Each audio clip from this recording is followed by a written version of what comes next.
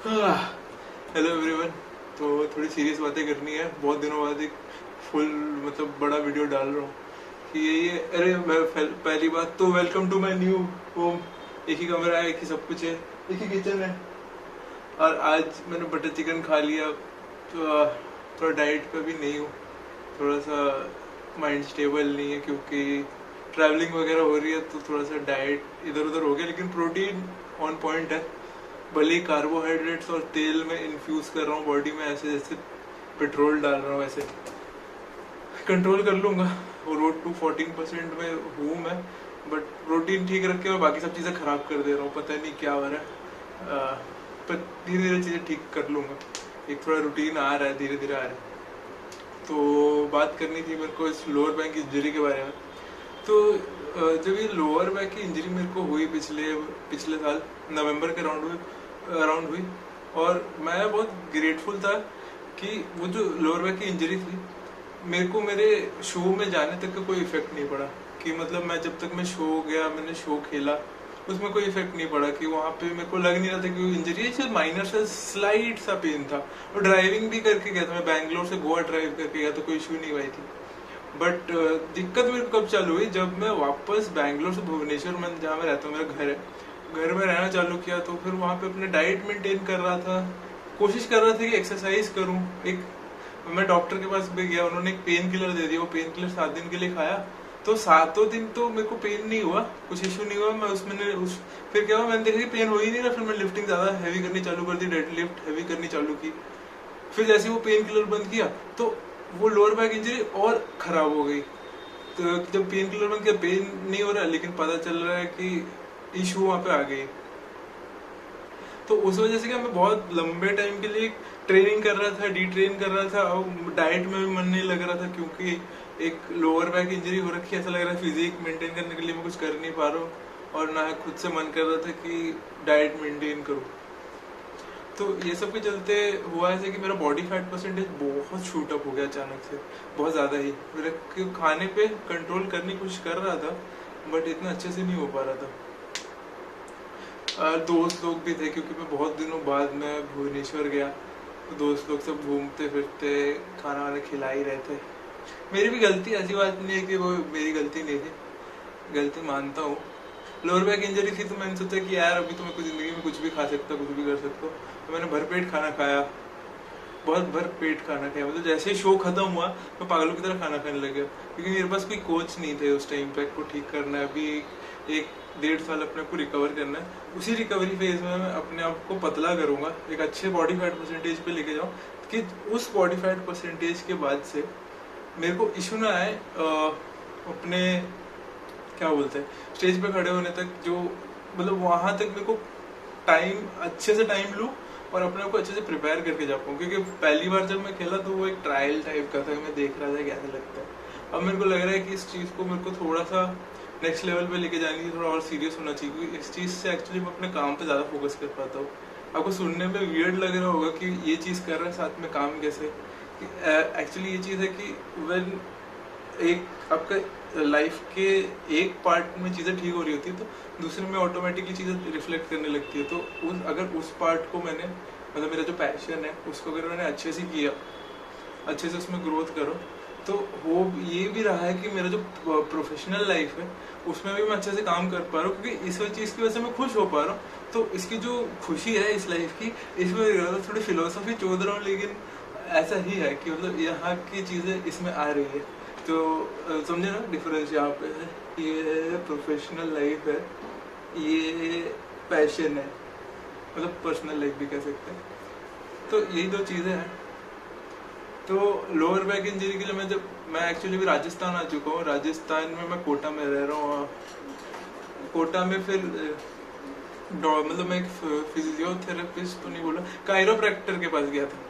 तो उन्होंने एक्सरे करवाई, और एक्सरे में पता चला कि मेरे को कोई खास इंजरी है नहीं। तो मेरे डिस्क है, तो उसके डिस्क में थोड़ा सा गैप कम हो गया, लेकिन गैप कम होने की वजह से क्या हो, थोड़ा सा मेरे को इशू आ रहा है। तो मेरे को भी जो उन्होंने बोला है कि मेरे को सीधा सोना है, क्रॉस लेग नहीं सोना है, क्योंकि मेरा एक जो हिप बोन है और ये मेरा स्पाइन है, तो मेरा हिप बोन है थोड़ा सा टेढ़ा हो रखा है, मतलब अलाइन नहीं है। तो कायरोप्रैक्टर जो है उन्होंने मतलब खींच खाच के मेरे को सीधा तो किया, तो लेकिन उन्होंने मेरे को टिप्स भी दिए कि मेरे को किस तरीके से सोना है, सीधा सोना है और क्रॉस लेग नहीं रखना है, ऐसे 4 बना के नहीं सोना है पैर का ऐसे। और एक चीज़ थी कि गुरमान सर की मैंने वीडियो देखी लोअर बैक इंजरी की, और उन्होंने भी काफ़ी अच्छा, मतलब उनका जैसा इशू था मेरा भी सिमिलर सा इशू है, और उनके जो स्ट्रगल्स उन्होंने फेस किए, तो कहीं ना कहीं वो चीज़ मेरे को पता चल रही है कि हाँ मेरे को भी ऐसा करना चाहिए। वो काफ़ी अच्छी वीडियो थी, उन्होंने अच्छे से एक्सप्लेन किया कि उन्होंने कैसे अपना लोअर बैक इंजरी को ठीक किया और साथ ही साथ अपनी फिजिक भी नहीं खराब होने दी। तो वही चीज़ मैं भी करूँगा। मतलब मैंने ऐसा प्लान आउट किया है कि अपना जो डेडलिफ्ट हो गया, स्क्वाट्स हो गए, उन चीज़ों को अवॉइड करूँगा। रादर देन क्या होता है कि जैसे डेडलिफ्ट वाले दिन आपके हैमस्ट्रिंग्स इन्वॉल्व होती है, आपके लेग्स के क्वाड्स तो नहीं होते, हैमस्ट्रिंग्स इन्वॉल्व होती है, आपका ग्लूट्स इन्वॉल्व होता है, लोअर बैक इन्वॉल्व होता है। तो मैं क्या करूँगा, अभी लोअर बैक पे इतना प्रेशर ना डाल के अपने ग्लूट्स पे अलग से एक्सरसाइज करूँगा, अपने हैमस्ट्रिंग्स पे एक्सरसाइज करूँगा। और एक्सरसाइज इस तरीके से करना है कि प्रोग्रेसिव ओवरलोड करते करते करना है, क्योंकि वंस मैंने ये हैवी लिफ्टिंग छोड़ दी है तो मेरे पास कोई क्या बोलते हैं, मेरे पास कोई मार्क नहीं है कि मुझे आगे कैसे ग्रोथ करनी है। क्योंकि जब आप बेंच, डेडलिफ्ट और स्क्वाट करते हो तो आपको पता रहता है कि ये तीनों में नंबर्स बढ़ते जा रहे हैं। बट जब आप मशीन एक्सरसाइजेस कर रहे होते हो, सेट और रेप्स वाले, अगर आप मेरे पास सही से ट्रैक नहीं रखूँगा तो होगा ये कि मेरे को पता ही नहीं चलेगा मैं जिम में प्रोग्रेस कर रहा हूँ कि नहीं। और मसल एक नेचुरल बॉडी बिल्डर में तभी आती है जब वो प्रोग्रेस कर रहा होता है। उसके एटलीस्ट शुरू में ऐसा होता है कि आपके वेट इंक्रीज होता है। कल आज 5 किलो उठा रहे हो, कल 10 किलो उठा रहे हो, वो चीज़ होती है। अब धीरे धीरे क्या होता है, जब आपको इस चीज़ में टाइम हो जाता है तो फिर क्या होता है, सपोज आप 15 किलो उठा रहे हो तो आगे जाके वो 15 किलो 16 किलो 17 किलो नहीं हो जाता। अब 15 किलो की जब 10 रेप उठा रहे हो तो आगे जाके वो 12 रेप होगा, तो स्लो हो जाएगी वो प्रोग्रेस। और ये चीज़ मेरे को भी समझ आ रही है कि एडवांस लिफ्टर्स नहीं जितना मसल गेन करते जितना न्यूबीज कर लेते हैं। तो मैं एडवांस नहीं हूँ, मतलब मैं भी सीख रहा हूँ, चीज़ें चल रहा है। तो विथ टाइम अब इंजरी भी हो रखी है, तो इस इंजरी को साथ में लेके चल के मुझे 14% बॉडी फैट तक चलना है। और ये बैक इंजरी जो है मेरे लिए एक बहुत बड़ा कांटा बना हुआ है। लास्ट ऑलमोस्ट 1 साल होने वाला है और मैं इस चीज़ को और मेरे को बॉदर करने नहीं दे सकता। और मैं चुप नहीं बैठ, मतलब चुप तो क्या, मतलब अपने आप को अनट्रेंड नहीं रख सकता। और मेरे खुद को अच्छा नहीं लगता है कि जब चीज़ें आउट ऑफ बैलेंस जाती है, आउट ऑफ कंट्रोल जाती है, खुद पे भी काबू नहीं रह पा रहा है मेरा, कुछ भी खा ले रहा हूँ, तो वो चीज़ें नहीं अच्छी लगती है। इसलिए मेरा ये करना ज़रूरी था कि एक बार एक्सरे करवा के चेक कर लिया, चलो ठीक है, इतना कोई मेजर इशू नहीं है, मेरे को सही से सो के ठीक कर लेना है। और ये बात रही लोअर बैक अगर चला गया तो मैं शायद ज़िंदगी में कोई और एक्सरसाइज नहीं कर पाऊँगा। तो इस वजह से लोअर बैक को ना ट्रेन करते हुए मैं बाकी चीज़ें ट्रेन करूँगा, इंडिविजुअल मसल्स ट्रेन करूँगा, मशीन एक्सरसाइजेस करूँगा।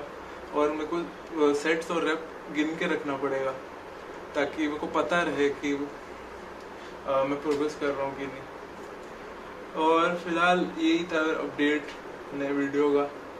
ये था मेरा नया घर का, तो मैंने आपको शायद टूर दिखाया था एक शॉर्ट्स में।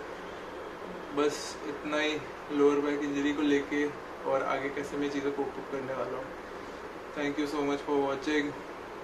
चलो बाय बाय। मेरे को पता नहीं चल रहा किस तरीके से बाय बोलूँ, क्योंकि ये सब मैं थोड़ा सा कैमरा शाय सा हूँ। अभी धीरे धीरे शायद ठीक हुआ है शायद, बट कैसे बाय बोलूँ मैं।